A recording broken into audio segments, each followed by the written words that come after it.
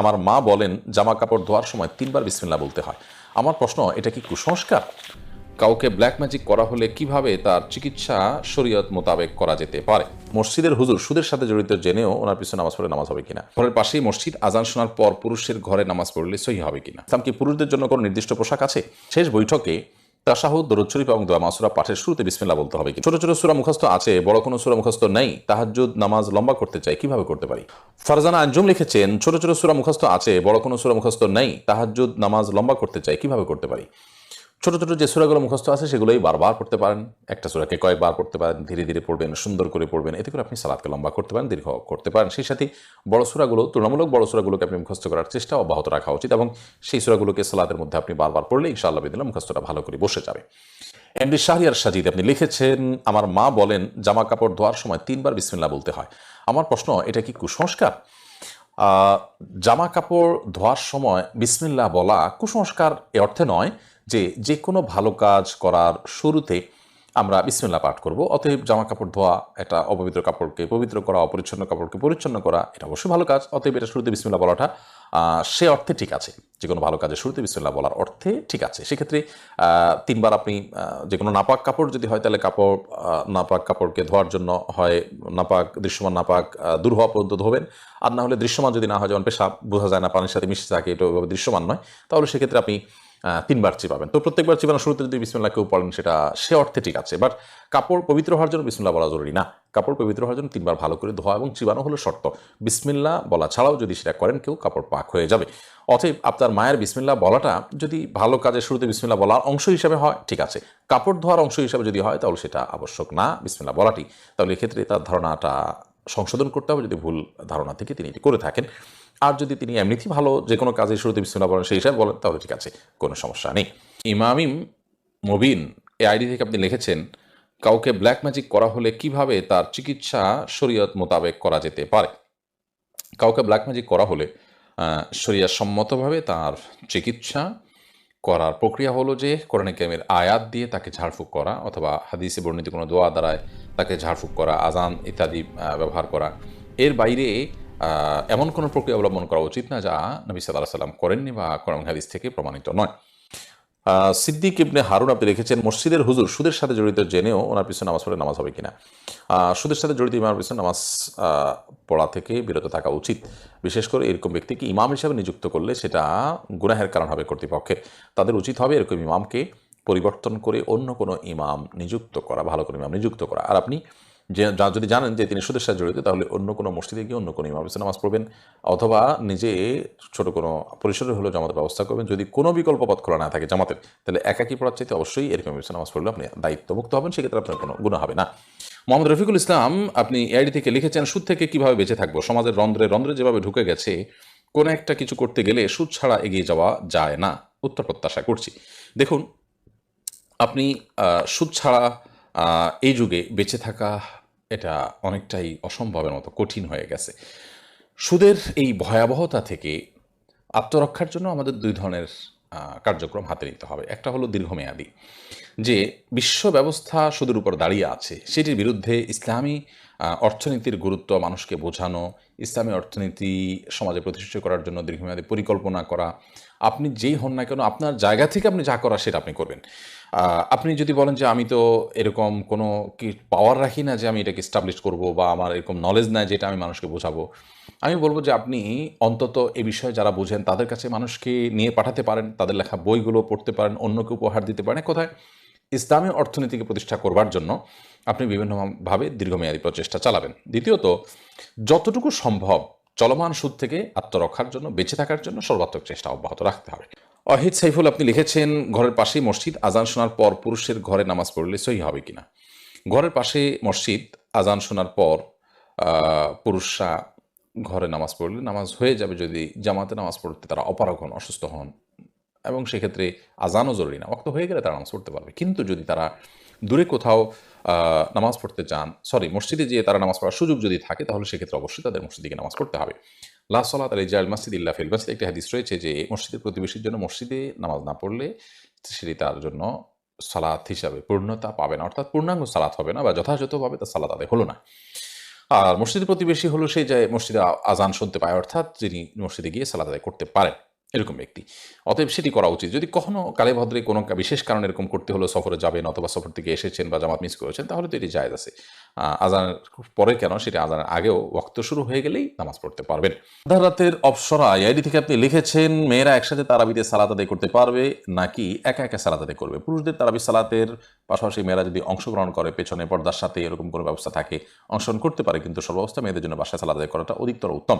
বাসায় সালাত আদায় করলে তাদের আলাদা জামাত থাকতে পারে, সেক্ষেত্রে কোনো পুরুষ যদি তাদের জামাতের ব্যবস্থা করে বা আপনার প্রাপ্তবয়স্ক কোনো ছেলে যদি করে, পর্দার সাথে যদি তারা অংশগ্রহণ করে, সেটা জায়েজ হতে পারে বিভিন্ন শর্তে, কিন্তু শরীয়ত আসলে তাদেরকে ঘরে তাদের মতো করে সালাত আদায় করার পরে উৎসাহিত করেছে বেশি। এমনি হারুন আপনি লিখেছেন, 4 রাকাত বিশিষ্ট নামাজে ইমামের সাথে যদি 1 রাকাত পায়, বাকি 3 রাকাত পড়ার নিয়ম কি? 4 রাকাত বিশিষ্ট নামাজে ইমামের সাথে যদি আপনি 1 রাকাত পান, তাহলে সেক্ষেত্রে পরবর্তী 3 রাকাত পড়ার নিয়ম হলো যে ইমাম সালাম ফেরানোর পর আপনি তো সালাম ফেরাবেন না, আপনি দাঁড়িয়ে যাবেন, দাঁড়িয়ে গিয়ে আপনি সূরা মিলাবেন, সূরা ফাতিহার সাথে অন্য সূরা মিলাবেন, মিলায় আপনি বসে যাবেন আপনার প্রথম রাকাতে। ইমাম সালাম ফেরানোর পর প্রথম রাকাত আপনি বসে যাবেন, তাহলে পরপর 2টা বৈঠক হবে। ইমামের সাথে বসছেন, আবার আপনি এখন নিজে যখন আদায় করতে যাচ্ছেন 3 রাকাত, ছুটে যাওয়া 3 রাকাত, তার প্রথম রাকাতে বসলেন, তাহলে পরপর 2টা বৈঠক হবে। এরপর আপনি দাঁড়িয়ে গেলেন, আবার আপনি সূরা ফাতিহার সাথে সূরা মিলাবেন এবারও, এবং এবার আর বসবেন না, এরপরে শেষের রাকাতে সূরা মিলাবেন না, এবং আপনি বসে যাবেন। এভাবে আপনি সালাত শেষ করবেন। ইয়াসমিন আপনি লিখেছেন, কোন গাছের ডাল দিয়ে মেসওয়াক করা উত্তম? জাইতুন এর ডাল দিয়ে ব্যবহার করা যায় সবচাইতে উত্তম। এটা নানা দিক থেকে উপকারীও আমাদের জন্য, এবং হাদিসে রয়েছে নবী সাল্লাল্লাহু আলাইহি ওয়াসাল্লাম এটিকে ব্যবহার করতেন। সেই ছাড়া অন্য যে কোনো গাছের ডাল কিংবা শেকড়, এটা দিয়ে আমরা মেসওয়াক করলেও, সেটা দিয়ে মেসওয়াক আদায় করলে সওয়াব হবে। মেসওয়াক আদায় করার যে দায়িত্ব সেটাতে হবে ইনশাআল্লাহ তাআলা। সত্য শুনি গ্যারি থেকে আপনি লিখেছেন, ইসলাম কি পুরুষদের জন্য কোনো নির্দিষ্ট পোশাক আছে? ইসলামে পুরুষদের জন্য নির্দিষ্ট কোনো পোশাক নেই, এমনকি মেয়েদের জন্য নির্দিষ্ট কোনো পোশাক নেই। তবে পোশাকের ক্ষেত্রে কিছু নীতিমালা আছে। মেয়েদেরকে ওড়না পড়তে উৎসাহ দেওয়া হয়েছে। মেয়েরা টাকুন নিচে পোশাক পরবেন, তারা ঢেকে ঢুকে থাকবেন বাইরে গেলে, আর বাসা বাড়িতেও শালীন পোশাক পরে থাকবেন। আর পুরুষরা তারাও শালীন পোশাক পরে থাকবেন এবং মার্জিত পোশাক পরবেন, সুন্দর পোশাক পরবেন, কিন্তু নারীরা পুরুষদের বেশভূষা ধারণ করবে না। অন্য ধর্মের মানুষদের ধর্মীয় কৃষ্টি বহন করে, মার্কা বহন করে, সেরকম কোনো পোশাক পরবেন না। সেই সাথে পুরুষরা খুব বেশি পাতলা পোশাক, মহিলারাও খুব বেশি পাতলা পোশাক পরবে না যে শরীর দেখা যায়, এবং খুব বেশি টাইট পোশাকও পরবে না। এই জাতীয় কিছু নীতিমালা দেওয়া রয়েছে। অতএব সেই নীতিমালাগুলোকে অবলম্বন করে পৃথিবীর যে কোনো দেশে যে কোনো পোশাক প্রচলিত আছে, সেই অঞ্চলে পোশাক পরিধান করাটা ইসলাম কর্তৃক অনুমোদিত। এমনি রবিউল ইসলাম লিখেছেন, নামাজের শেষ বৈঠকে তাশাহুদ, দরুদ শরীফ এবং দোয়া মাসুরা পাঠের শুরুতে বিসমিল্লাহ বলতে হবে কিনা? জি না, আমরা সলাতে সূরা ফাতিহার শুরুতে প্রত্যেক রাকাতে আমরা বিসমিল্লাহ পড়বো, আউযুবিল্লাহি বিসমিল্লাহ দুইটাই পড়বো, আর সূরা ফাতিহা শেষ করে অন্য সূরা যখন মিলাবো তখন শুধু বিসমিল্লাহ পাঠ করবো। এছাড়া দোয়া মাসুরা, আত্তাহিয়াতু বা অন্য কোনো কিছুতে সালাতে আর আমাদের বিসমিল্লাহ পড়তে হবে না। শুধু সালাতে নয়, সালাতের বাইরেও আমরা যখন দোয়া, দরুদ, সকাল সন্ধ্যার দোয়া ইত্যাদি পড়বো, তখন আমাদেরকে বিসমিল্লাহ পাঠ করতে হবে না দোয়া শুরুতে, কারণ বিসমিল্লাহর যে উদ্দেশ্য সেটা দোয়া পাঠের মাধ্যমেই কিন্তু আদায় হয়। তাছাড়া এখানে বিসমিল্লাহ পাঠের কোনো নির্দেশ নেই। দেলওয়ার হোসেন সাইদ লিখেছেন, ফরজ নামাজে সূরা ফাতিহার পর সূরা মিলাতে বিসমিল্লাহ বলতে হবে কিনা? হ্যাঁ, আপনি ফরজ সালাতে সূরা ফাতিহা পড়ে শেষ করার পর যখন একটা সূরা মিলাতে যাবেন, তখন বিসমিল্লাহ পড়ে তারপর সূরা মিলাবেন, এটা সুন্নাহ। যদি বিসমিল্লাহ না পড়েন কোনো কারণে, সালাত আদায় হয়ে যাবে, তবে বিসমিল্লাহ বলে তারপরে সূরা মিলানোটা হলো সুন্নাহ সম্মত। আপনার সালাতকে সৌন্দর্য মণ্ডিত করবে এবং কোয়ালিটি বৃদ্ধি করবে। নওশিন আক্তার শ্রাবণী লিখেছেন, ভাঙতি রোজা কি শবে বরাতের আগে রাখতে হবে নাকি শবে বরাতের পরে রাখা যাবে? শবে বরাতের পরেও রাখা যাবে, এমন কোনো কথা নেই যে মধ্য শাবানের আগে আপনি বিগত বছরের ভাঙতি রোজা থাকলে, ফরজ রোজা যদি অনাদায় থেকে থাকে, সেটা রাখতে পারবেন না, বরং আপনি পুরো শাবানের মধ্যেই এটি রেখে ফেলতে পারবেন। তবে সন্দেহাতীতভাবে যত আগে রাখতে পারবেন ততই উত্তম, যত দেরিতে করে রাখবেন তার চাইতে। আরাফাত তামিম আপনি লিখেছেন, আমরা অনেকে রাস্তায় ছোট ছোট দোকানে যেমন চটপটি, ঝালমুড়ি, নানান খাবার দাঁড়িয়ে খাই, বসার জায়গা নেই, এতে কি গুনাহ হবে? দেখুন, রাস্তায় ছোট ছোট দোকানে বিভিন্ন জায়গায় আপনি চটপটি, ঝালমুড়ি ইত্যাদি দাঁড়িয়ে খাচ্ছেন, এর কারণে হারাম হবে না, কারণ দাঁড়িয়ে খাবার খাওয়া হারাম নয়, তবে দাঁড়িয়ে খাবার খাওয়া অনুচিত। নবী সাল্লাল্লাহু আলাইহি ওয়াসাল্লাম দাঁড়িয়ে পানি পান করতেও নিরুৎসাহিত করেছেন, জন্য সেটা মাকরুহ। উচিত হলো বসে খাওয়া। বসে না খাওয়ার কারণে ছোট্ট গুনাহ হবে, বাট এর কারণে কাবিরা গুনাহ হবে না, মহাপাপ হবে না। যদি নিরুপায় হয়ে বসার কোনো জায়গা না থাকে, আপনি এরকম খান, সেটি জায়েজ হবে, তবে অ্যাভয়েড করতে পারলে ভালো, কোনো চেয়ার, টুল কিছুতে বসতে পারলে ভালো। আর এই ধরনের রাস্তায় ঝালমুড়ি ইত্যাদি আপনি যদি খান, তাহলে সেক্ষেত্রে এটি কতটা স্বাস্থ্যের জন্য উপযোগী সেটাও বিবেচনা করা দরকার। আজকাল গোটা বিশ্বজুড়ে আমরা মুসলমানরা অনেক দিক থেকেই আমরা পিছিয়ে আছি। এর ভিতরে শারীরিকভাবে আমরা ম্যাক্সিমাম মানুষ কিন্তু আনফিট, অথচ মুসলমানদের সবচেয়ে বেশি ফিট হওয়ার কথা, কারণ আল্লাহর রাহে জিহাদ করার জন্য আমাদেরকে প্রস্তুতি গ্রহণ করার জন্য আল্লাহ নির্দেশ করেছেন, আইদুল আহম্মাসাতাতুম মিন কুওয়া। অতএব সেই প্রস্তুতির অংশ হিসাবেও আমাদের ফিট থাকা দরকার। আবার এদিকে ইবাদতবন্দিগির জন্য আমাদের ফিট থাকা দরকার, কিন্তু আমাদের ফিটনেসের অবস্থা খুবই ভয়াবহ। তার অন্যতম কারণ যে আমার লাইফস্টাইলটা সুন্নাহ সম্মত নয়, এবং সেই সাথে আমরা আপনার ফুড ভ্যালু বিবেচনা করি খাওয়া দাওয়া করি খুব কম সংখ্যক মুসলমান। অতএব সেই সমস্ত কারণে যে সমস্ত খাদ্য আমাদের স্বাস্থ্যকে দুর্বল করবে, অসুস্থ করবে, ফ্যাট বাড়াবে, বা আমরা নানা দিক থেকে অসুস্থ হয়ে যাব নানাভাবে, সেরকম খাবারগুলো অ্যাভয়েড করাই হলো আমাদের দিনই চেতনার দাবি, যদি এগুলো খেলে হারাম হবে না। তৌহিদুল ইসলাম আবির আপনি লিখেছেন, শুকরিয়া সেজদার জন্য কি ওযু থাকা বাধ্যতামূলক? আমরা অনেকে জানি না যে শুকরিয়া সেজদা বলতে একটা বিষয় ইসলামে আছে, এবং এটা খুবই গুরুত্বপূর্ণ। আল্লাহ তাআলা কোনো অনুগ্রহ করেছেন, আপনার জীবনে কোনো শুভ সংবাদ আপনি পেয়েছেন, তখন আপনি আল্লাহ তাআলার প্রতি কৃতজ্ঞতা জানিয়ে মুখে আলহামদুলিল্লাহ বললেন, সেটা মৌখিক শুকরিয়া। আবার আপনার আচরণগত শুকরিয়া হতে পারে যে আপনি বিনয় অবনত হলেন, সেটি আপনার কর্মে, আপনার বিভিন্ন অ্যাটিটিউডে সেটি প্রকাশ হলো। সেই সাথে শুকরিয়ার একটা চূড়ান্ত প্রকাশ হয় সিজদার মাধ্যমে।